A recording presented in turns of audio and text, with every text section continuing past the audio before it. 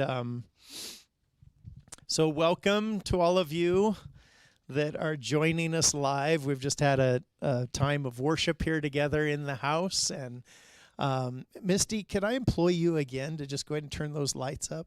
Or Jeremy, whoever can reach it.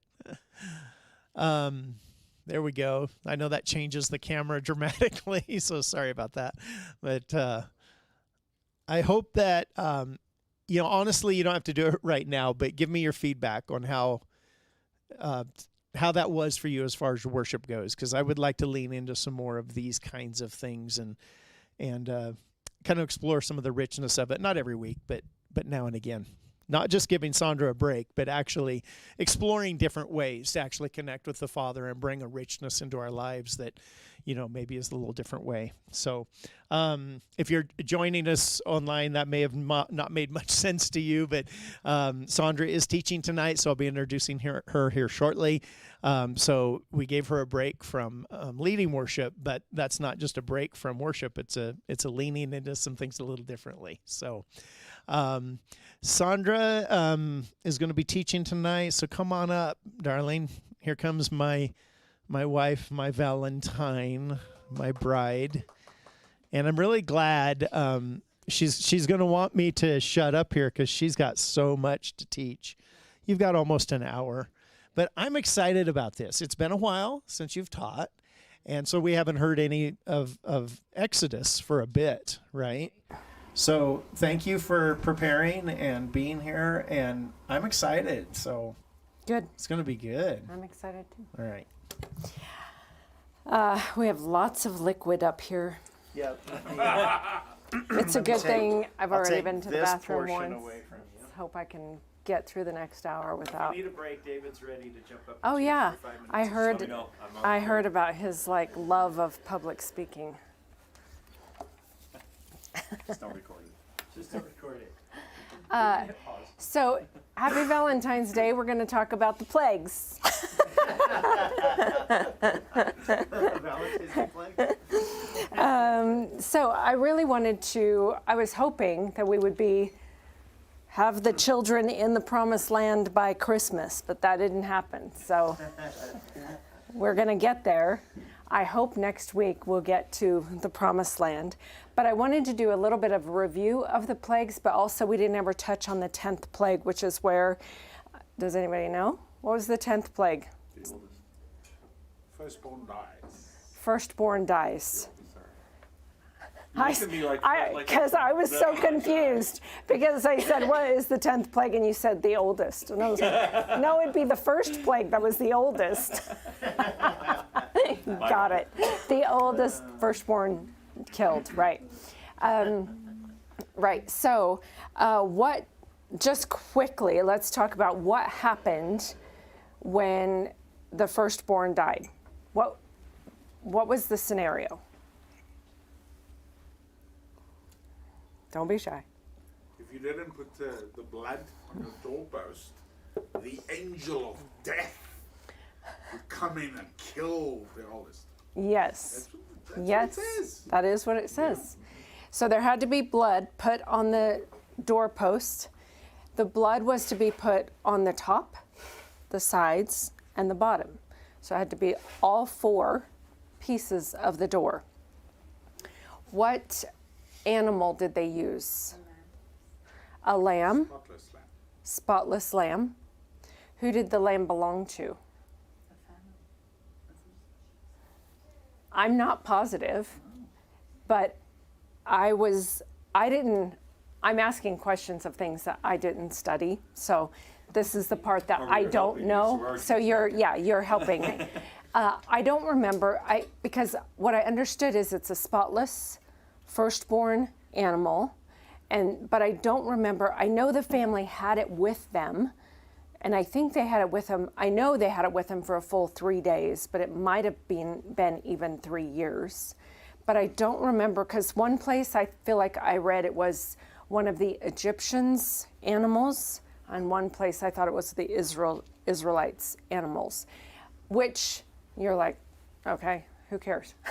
It makes a difference just in the sense of you think about this was Egypt's gods Like the animals are part of Egypt's pantheon of gods.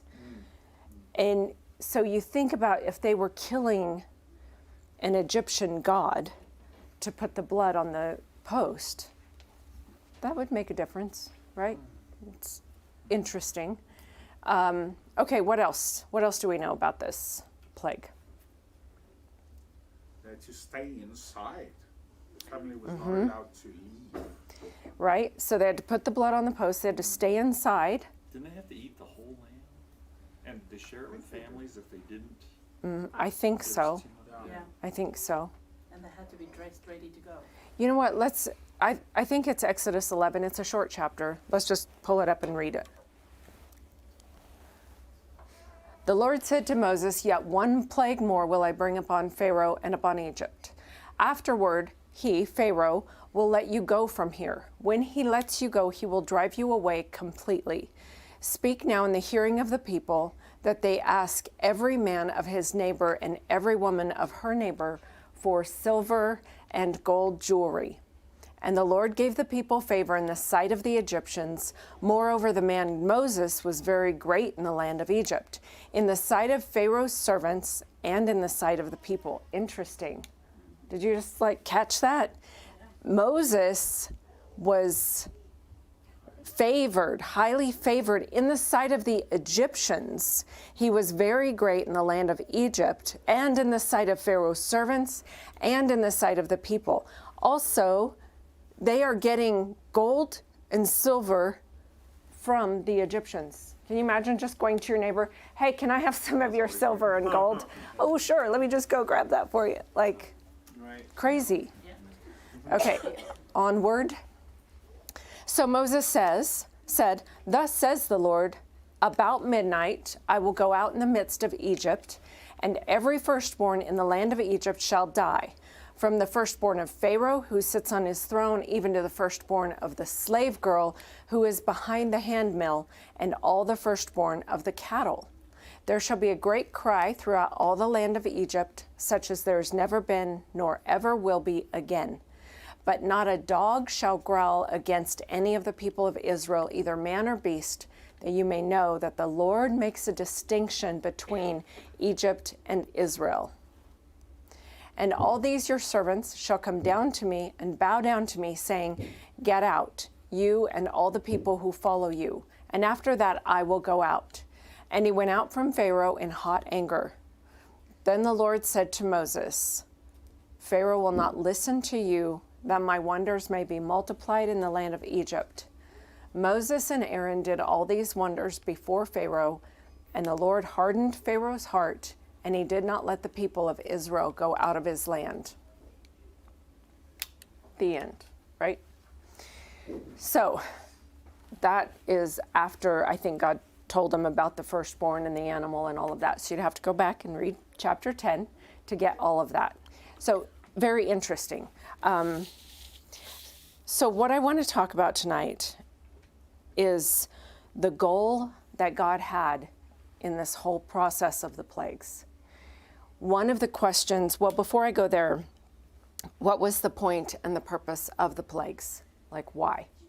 We're talking about an almighty, all-powerful God who can free his people any way he wants. He has opened up the earth and swallowed whole numbers of people. He has sent a flood and destroyed people. Like, this is the God of the Old Testament. He can do whatever he wants and just wipe out the Egyptians. And that way the Israelites can just stay there for free, or they can leave, right? Like, why is the Almighty now needing 10 plagues before he frees his people?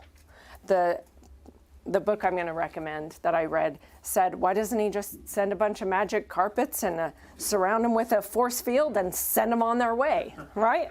Awesome. That would be awesome. And that story would be as good as the plagues. And in some ways could be more fun, right? The plagues are a little dark, a little rough. I mean, it would have been fine for God to do it that way. So why? Why do we have to go through all these plagues?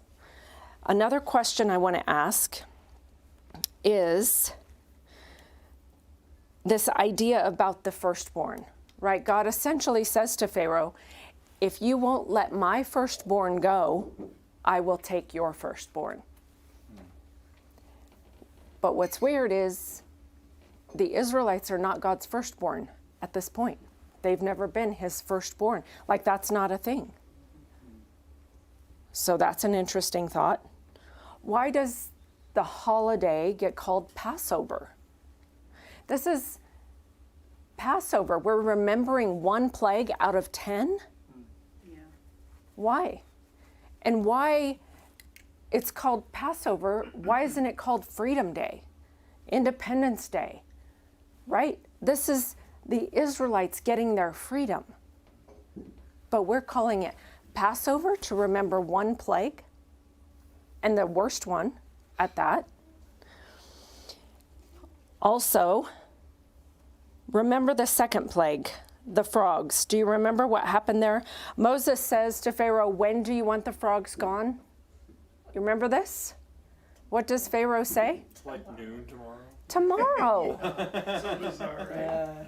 What? Why? Why not in 10 seconds? Pharaoh, don't be dumb. Your people would really appreciate you saying now. Right? And then in plague 5, when the livestock are struck down with disease, do you remember what Pharaoh did then? Instead of asking his servants, how much of our animals, our livestock are dead, what's happened, where are we at, give me the report, what's the results, the news, like I need to know what to plan for my people. No, his question is, did any of the Israelites' animals die? Again, that's weird. You're a guy in charge of a country and you're asking if they died? Who cares, dude? We've got animals all over the place dead. Why do you care if those... Confusing. Pharaoh seems concerned about the wrong things. He seems concerned about stupid little minutia instead of like, your country's being destroyed. You're being wiped out.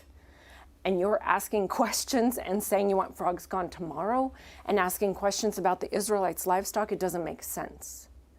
He seems unconcerned about power.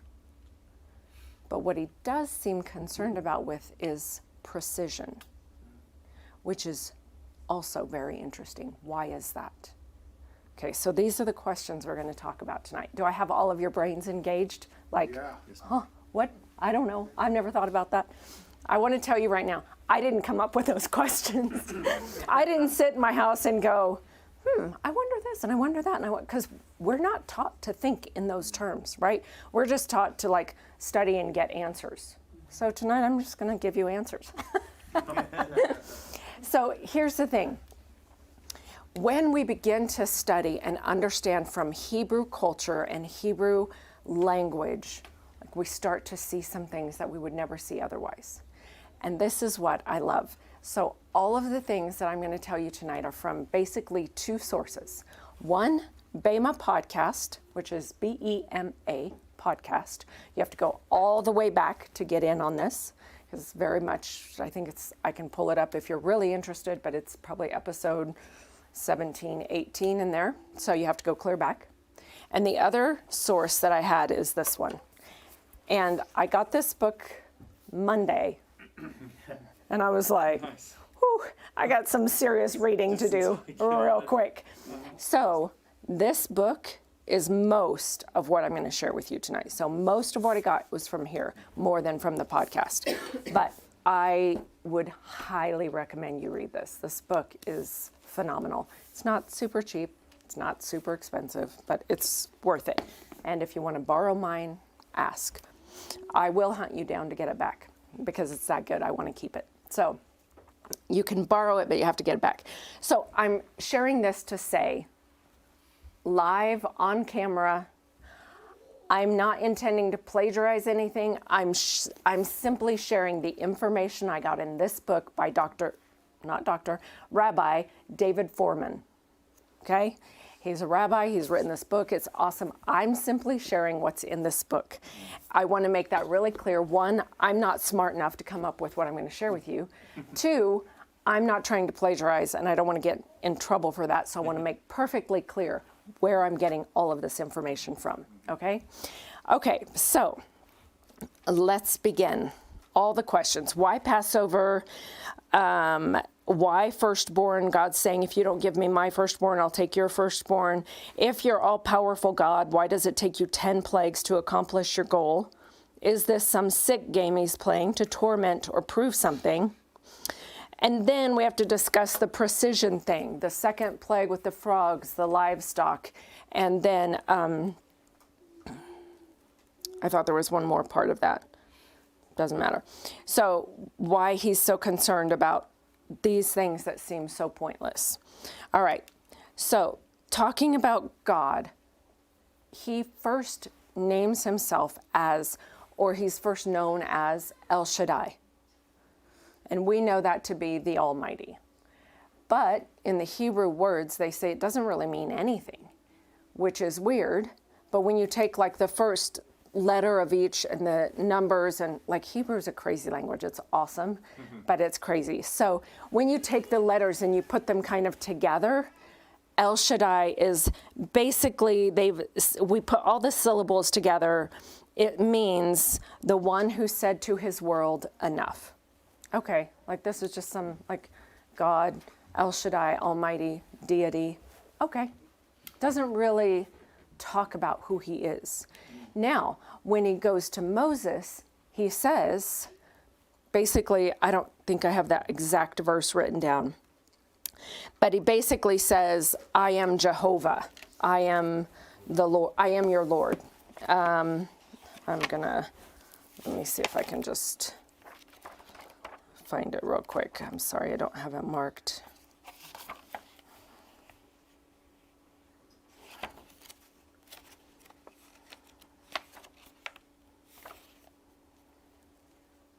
Exodus 6:3 says, my name Yahweh, I never made known to them.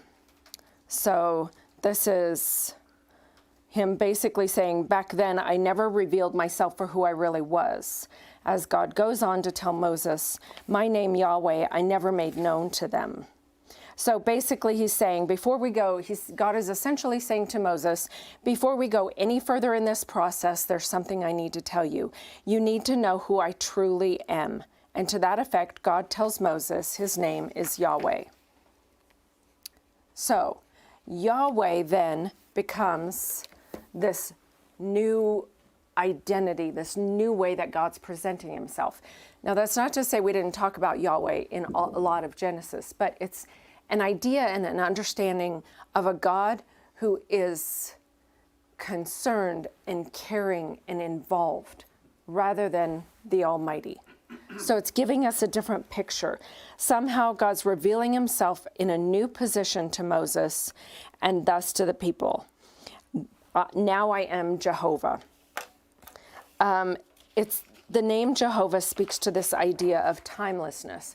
They say when you take the symbols for Jehovah, I'm trying to think how to say this, the I am symbol, and you lay that on an overhead projector. For those of you who know what that is. Do you know what that is? Okay. I mean, I know nobody uses it anymore, but you would lay that on the overhead projector, and then you'd lay on the next one, which is I am, I was, I am, I will be. And when they're each laid over the other, all of that would say Jehovah. So it's this idea of timelessness. This is part of what he's saying. Eternal, self-existent nature, faithful to his promises. He was revealing himself as timeless, eternal, and a personal, covenantal God. So suddenly he's not just the Almighty. He's saying like, okay, this is who I truly am. I need you to know me like this, okay?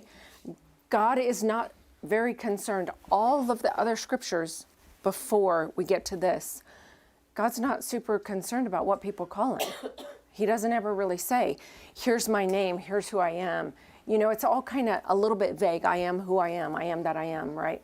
When he meets Moses at the burning bush, like, it's kind of all vague. And everybody's calling him something kind of different, but he doesn't seem to be bothered. Now, God's very concerned early on about his people's names. Abram to Abraham, Sarah to Sarai, right? So he has this thing with names for his people, but for himself, he's like, But all of a sudden, something is changing here because now he's revealing himself as a personal God. So what we see is that God will make use of power, but this does not define him. God is about something else here. And God is about something else in the plagues and with Pharaoh. God is after Pharaoh's heart. He's not just wanting the Israelites freed.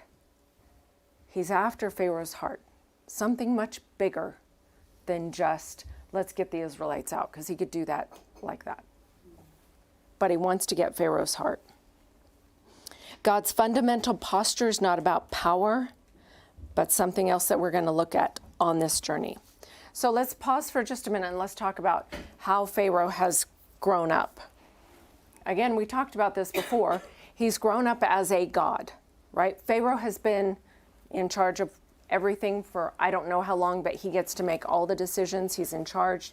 He's all powerful. Nobody can push against him, can say anything that they don't like him.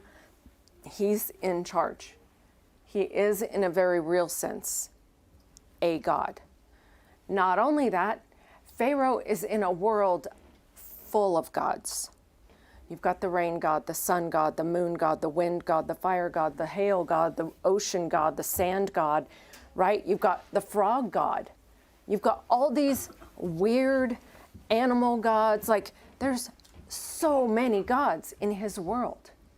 So for him, it doesn't matter about any god because there's already so many. Who cares?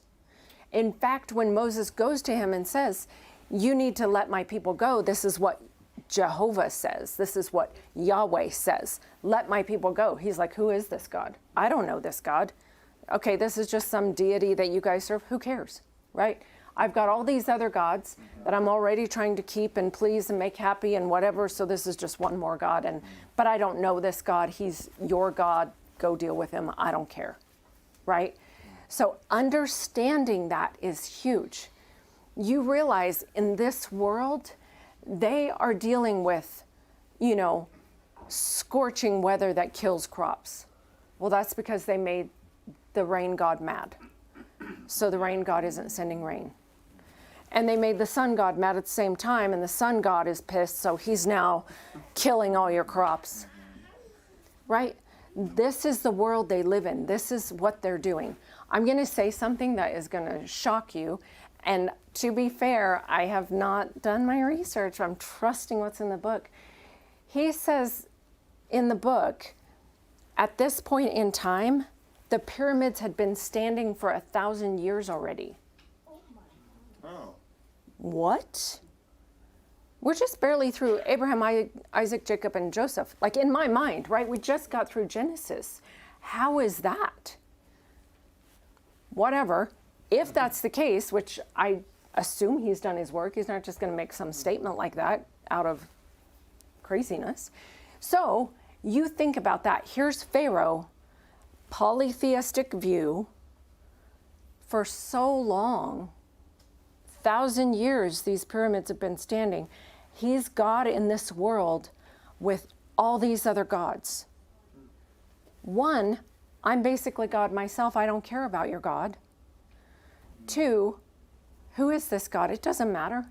I've got 10,000 gods already. What's another one? Right? So understanding Pharaoh's mindset in that.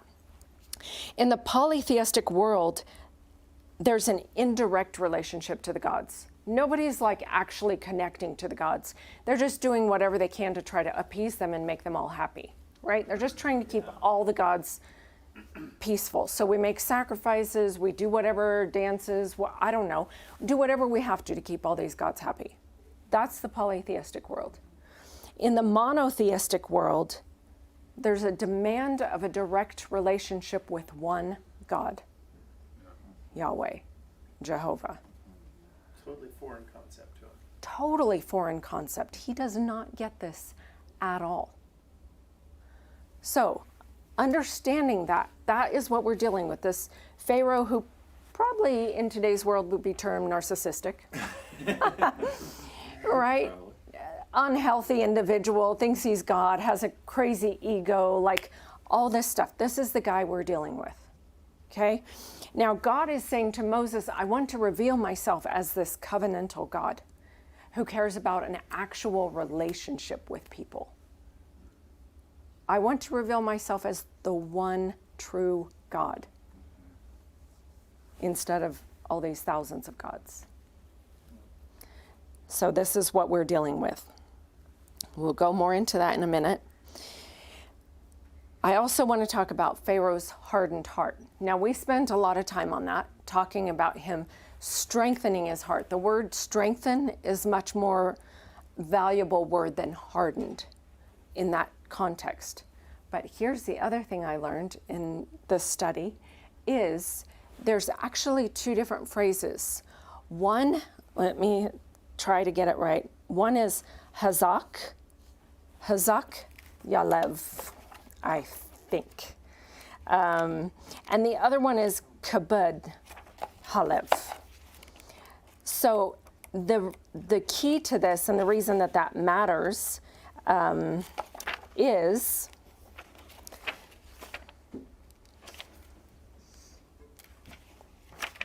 sorry, I want to get it right.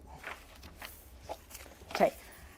Hazak halev means strength of heart. In a word, we could say courageous. Okay? So this strengthening of heart, this courageousness is what Pharaoh's dealing with and doing. And then the other word is kazak halev, and I'm butchering this, I'm not saying it right, but kabud halev. Kabud halev is hardening of the heart or stubbornness, resolve, obstinate. Okay? So those two phrases are used throughout the Exodus story. So what you want to do, and this is all in here if you really want to get into it, is look at when it says Pharaoh hardened his heart. Is he strengthening as in courage? No, he's making himself stubborn. Or is he stubborning himself, hardening it, resolving? And then when it says God hardened Pharaoh's heart, is God saying he strengthened, helped support Pharaoh's heart? Or is God saying he's stubborning his heart? Not one time is God stubborning Pharaoh's heart. That never happens. It does say that God strengthened Pharaoh's heart. So that's important to understand. When somebody says, we don't have free will, you can't say we have free will, what about God hardening Pharaoh's heart? You have some answers now. Strengthening is different than becoming stubborn. Pharaoh was the one who stubborned his heart. God was the one who strengthened his heart. And sometimes Pharaoh strengthened his heart. So it's important to consider the difference in that. At one point in the story, it's like Pharaoh's been going back and forth. We see him, remember how many times he repented, or changed his mind? It doesn't even say repented. He changed his mind. Okay, I'll let your people go because this is a disaster. So go do what you need to do.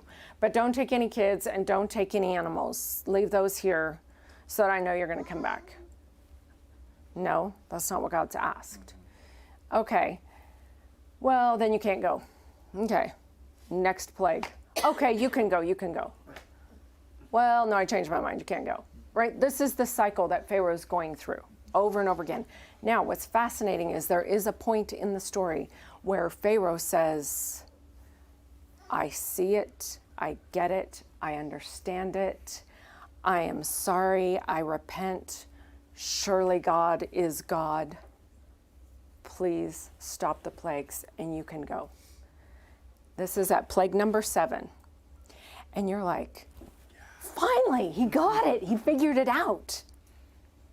And then it says, and Pharaoh stubborned his heart, changed his mind, and said no.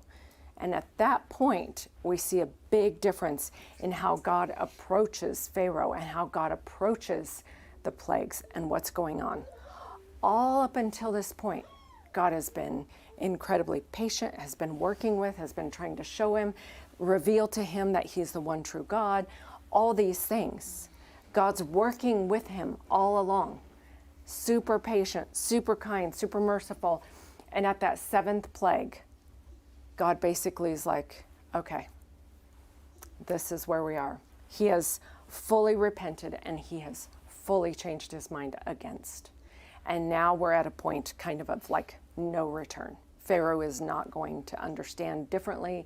He's not going to change his mind. He's already said this is where he's at. So the story changes.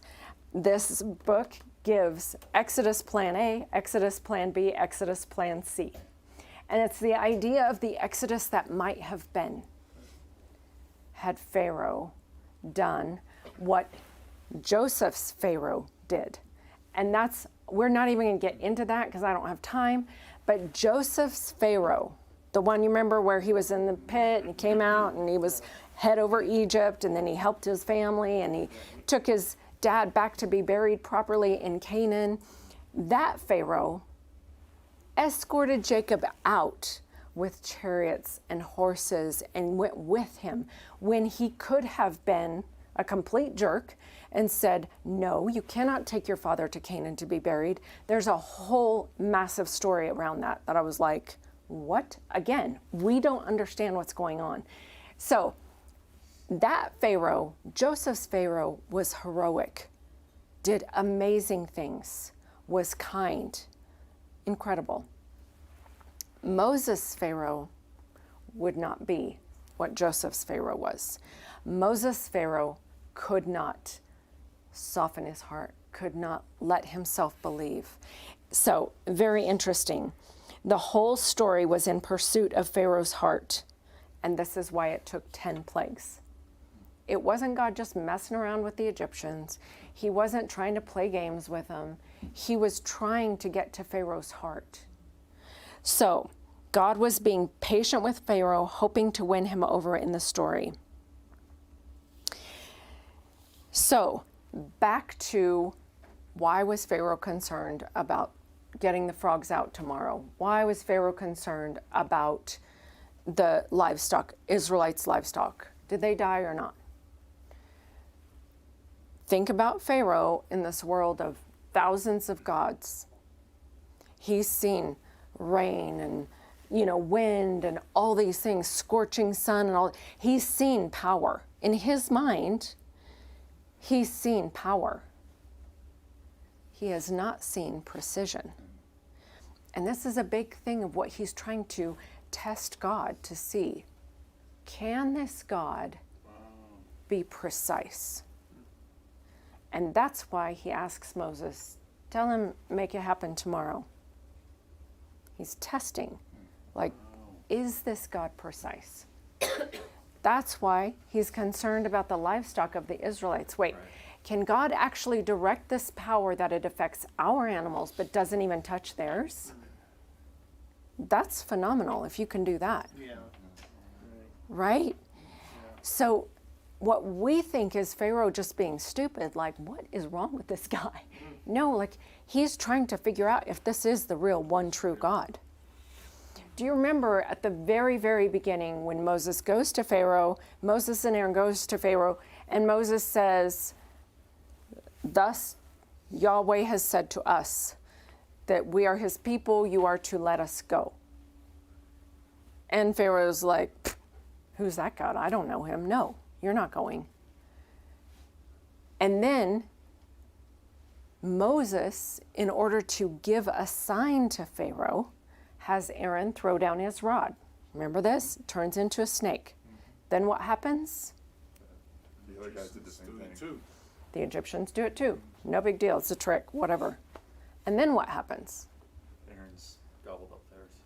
Aaron's snake rod ate all of theirs.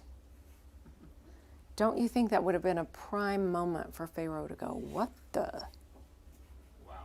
This is something different than I've seen, right? From the beginning, God was giving a sign.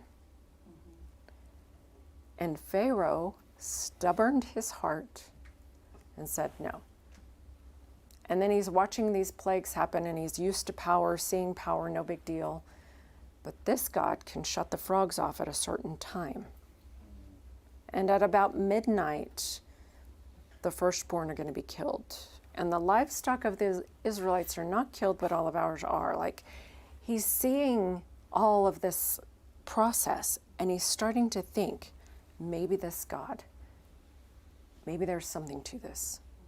Maybe there is one true God. So,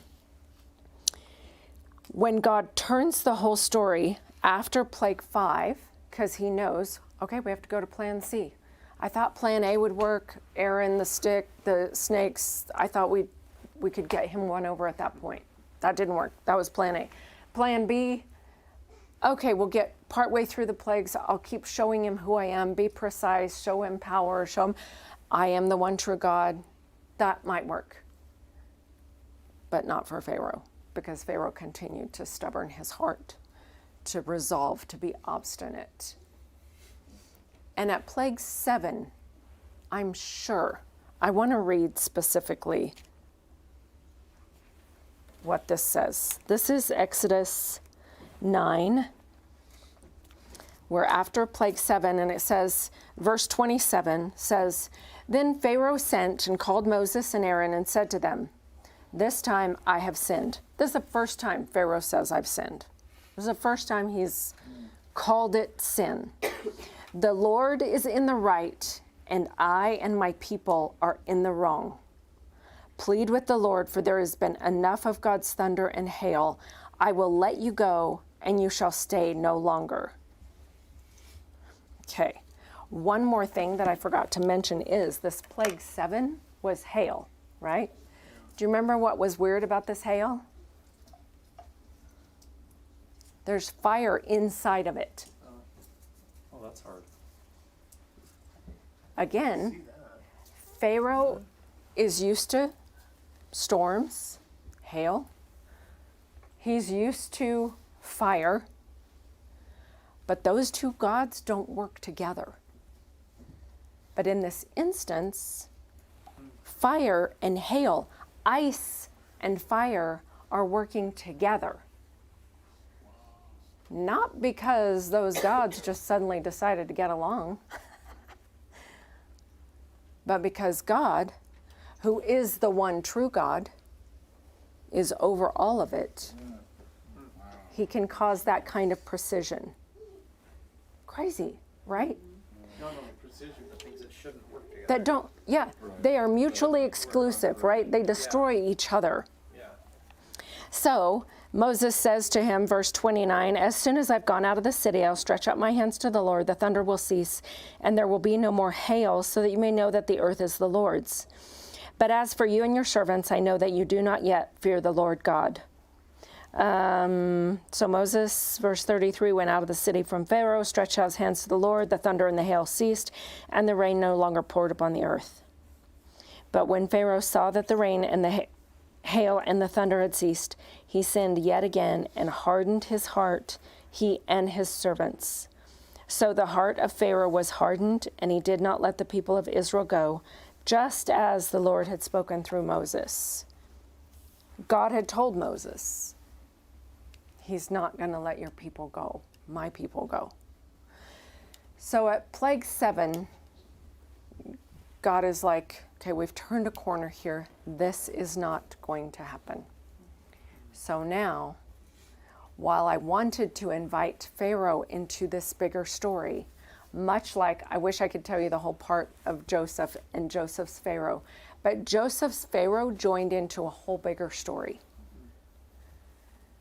And much like that, God wanted this Pharaoh to soften his heart and to be a part of the bigger story. And what could have been is that God would have invited all of the Egyptians to come and party with him. There's some scriptures that it is worded that way. Come out into the desert and celebrate. Come out into the desert and party with me. And in fact, Moses has 2 speeches. Again, this is in the book. You can read it and understand it better. But the first speech is, let us go party in the desert with our God. And the second speech, Moses says, let us go out for 3 days and serve the Lord, because otherwise he might be angry with us and destroy us, which is going to then affect you. You won't have any slaves left, right? So Moses is trying to communicate with Pharaoh. So God at this point, all along, has wanted to invite Pharaoh and all of the Egyptians into this bigger story. Come be a part of the family. Come worship the one true God. Come enjoy with us collectively. So God wasn't like, I just want the Israelites. God is like, I'm looking for firstborn. And that's actually the words Behor. Firstborn is actually the words that God uses. I'm looking for my firstborn. Now, let's talk just briefly about what is it to be a firstborn. In this Hebrew world, what did it mean? If you were the firstborn, what did that mean?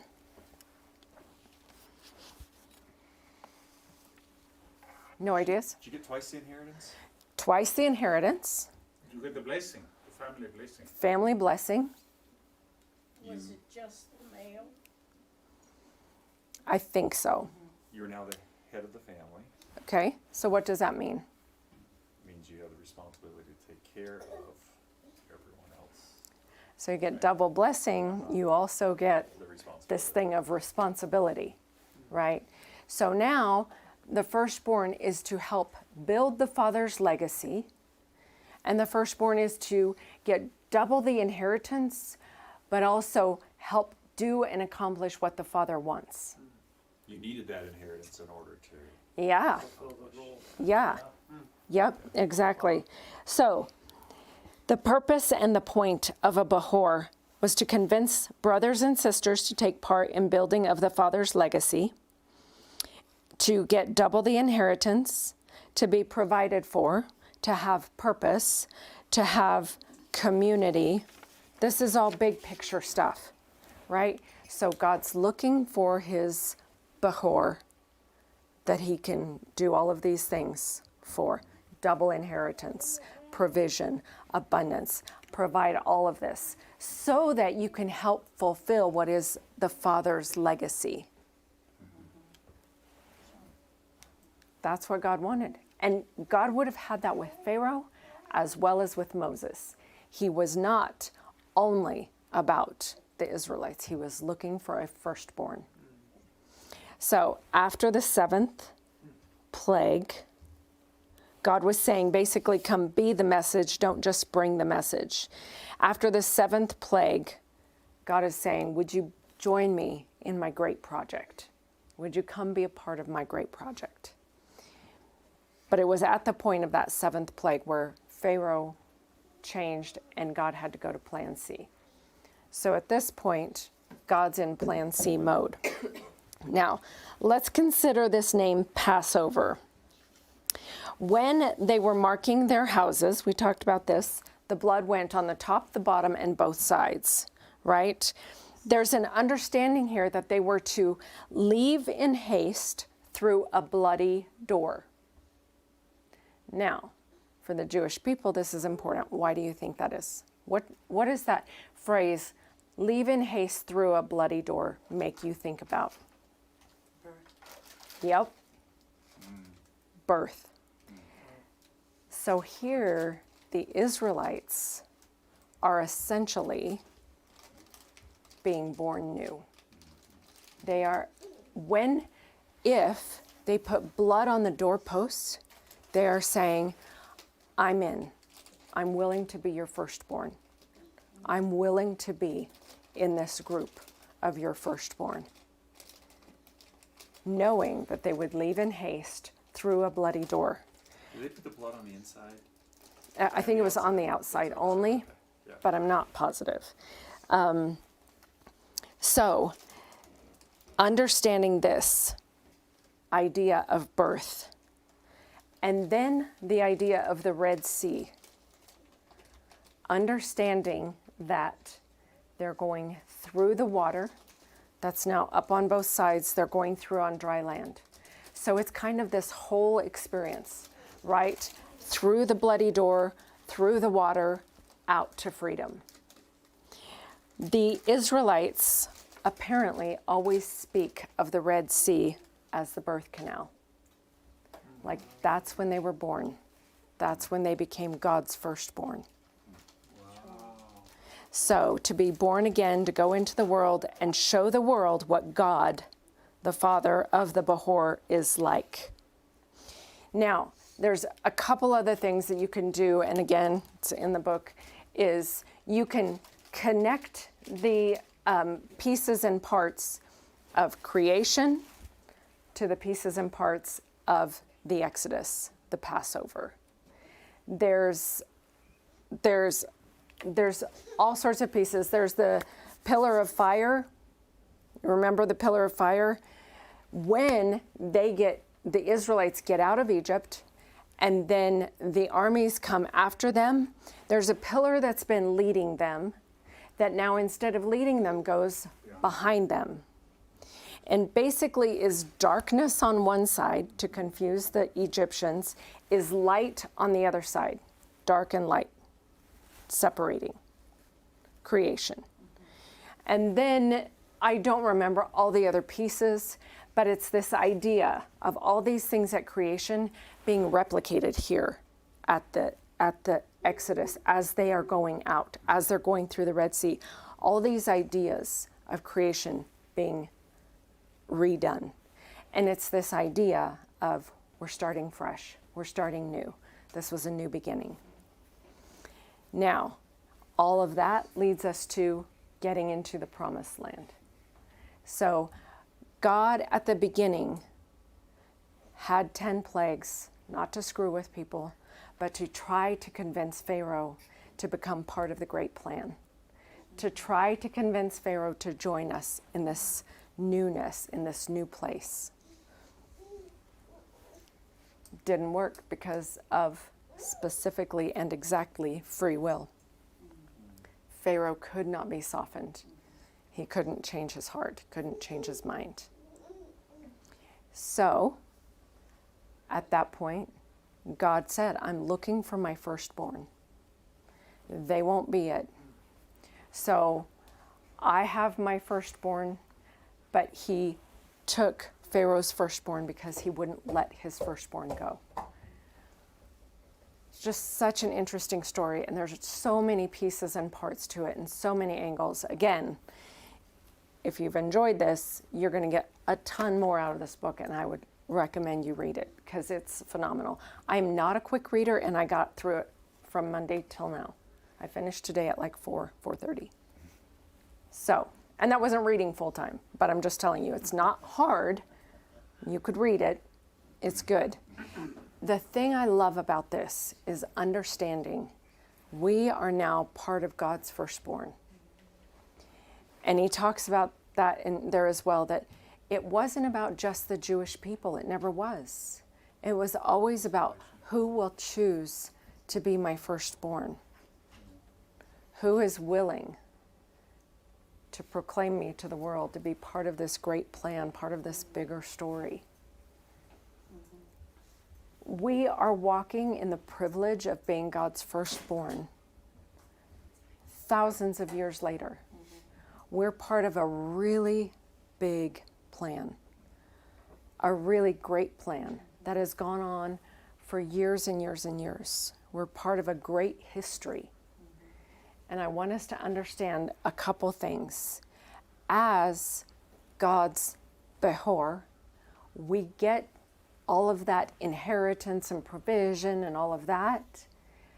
And simultaneously, we get the job of talking about and furthering Father's kingdom, the big story, the big picture. That's one thing I want us to understand. The second thing I want us to understand is God is always about opportunity. Talk about God as love. Pharaoh, man, you and I would have wiped him out so fast, right? After the second time he said, okay, you can go, oh no, I changed my mind, I'd be like, come here. We're going to have a little chat, and then I'm going to destroy you, right? But God is love. And that is the part about Valentine's Day today that we can celebrate. God is about this big picture, this big story. And his heart is for all of us. If we want to be a part of the big story, we're welcome. And every single one of us has a role to play. And that's another piece that I want you to consider. What's my part in the big story? How can I play that part in this great story? How can I spread the news of my great Father, build his legacy, build his purpose on the earth? I'm telling you, people that you think don't want to hear, want to hear. And I'm telling you from experience. I've had a couple clients that are not necessarily, full-on Christian, believer, whatever. And I am loving watching them because I have just pushed a little bit of God their way. Just here. And then next week, just here. And then later, bleh, that's all about God. And they just look at me and I say, well, see you next week. Click out of the meeting. And I walk away and I'm like, God, that might have been too much. That might have been too much of you in that story. I might have overwhelmed them. They might not be ready for that. Help me know what is the point where I need to just give this much instead of just, bleh. But I'm telling you, they come back and they've done their homework of talking to God. Wow. And they come back and they've done their homework of reading a Bible verse, of seeing what this means.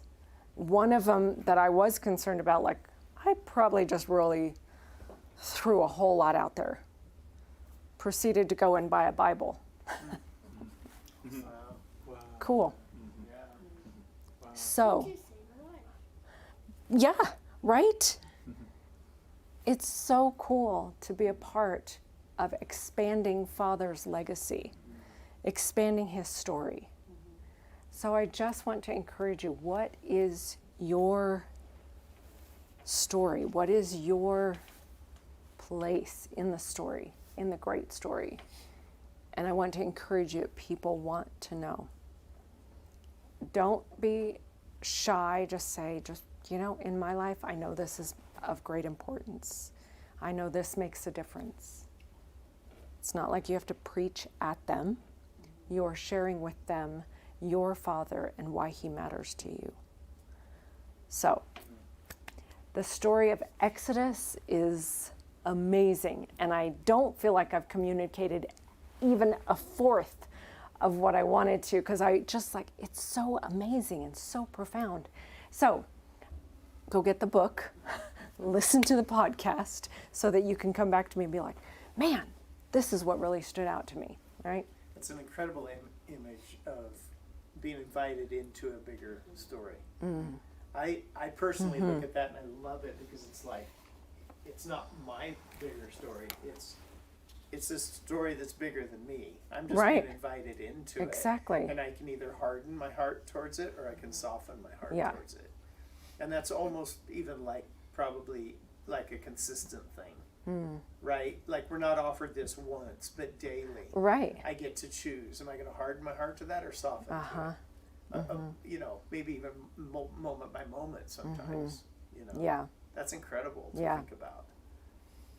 Yeah, that you're I'm not Pharaoh. That you're right, but Right. that you're wanted Everybody is.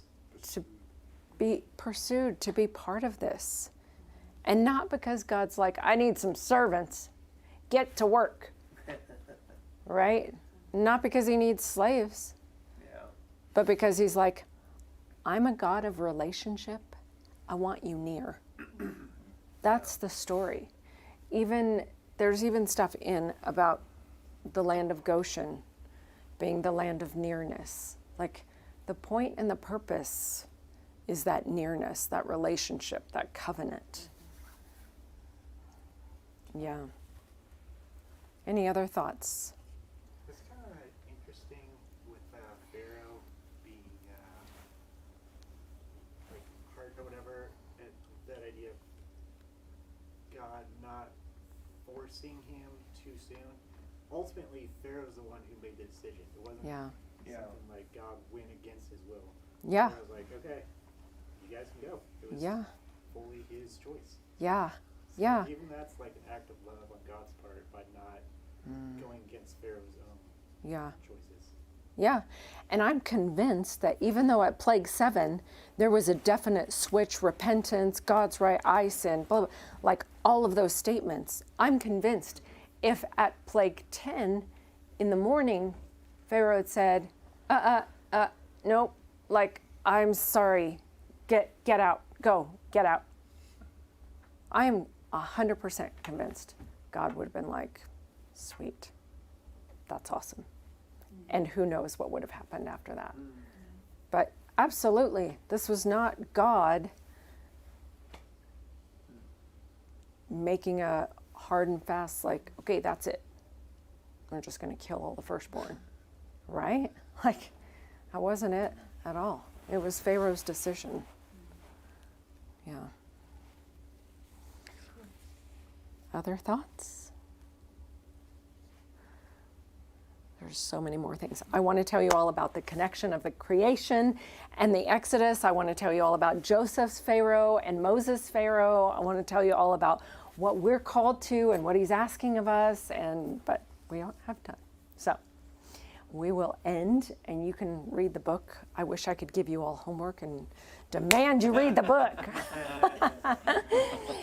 So we have one more thing to celebrate tonight, and that is 33 yees of marriage tomorrow for Dave and Cindy. So congratulations. Is that right? 33, right? Nice. That's awesome. Good for you guys. Yeah, very cool. Father, thank you for Dave and Cindy. Thank you for their life together. Father, I just pray for grace for the next 33 years. I thank you for your kindness over them in their lives. I thank you for your provision for them, all of the goodness that you've already given them, and all of the goodness that is yet to come. Father, I thank you that their future is bright according to your words. Father, I thank you for your kindness, your love, and I just pray that you would help us see and understand and recognize all the things that were going on in Exodus, and just help us be able to actually mull that over and really take it in and get it in us in a way that makes sense to us, that changes kind of how we live and how we go about doing things. Father, I thank you for all of your faithfulness. We love you, God. In Jesus' name, amen. I was going to say one more thing. You can take us off the air. It's a little bit late, but I was going to just say this. One thing that I've been thinking a lot about is all of this business, not my idea. This is God's idea. It's God's idea to say, I want you to walk in wholeness. It was God's idea to say, I want you to have what you need. It was God's idea to say, I want to love you. This isn't my idea. You're the one who had this idea. So, cool. Right? I don't know. There's something about that for me of like, I didn't come up with this. I'm not the one who said that I should walk in health and wholeness. I'm not the one that said I should walk in provision. In my mind, I shouldn't because I live in this fallen world. But that's not God's idea. Just like all of this Exodus. Not my idea, not Pharaoh's idea, not Moses' idea. God's the one who instigated it all. Hey, come be a part of my bigger picture, my bigger plan, the bigger story. It's God's idea, not mine. So all this goodness and nonsense that I find myself sometimes frustrated with, or I don't know how to do, or whatever, like, it's God's idea, which then helps me just go, it's going to be okay. God can, it was his idea. He can take care of it. Right? So, okay, that's it. That's good. Thank you. Okay. Have a good night.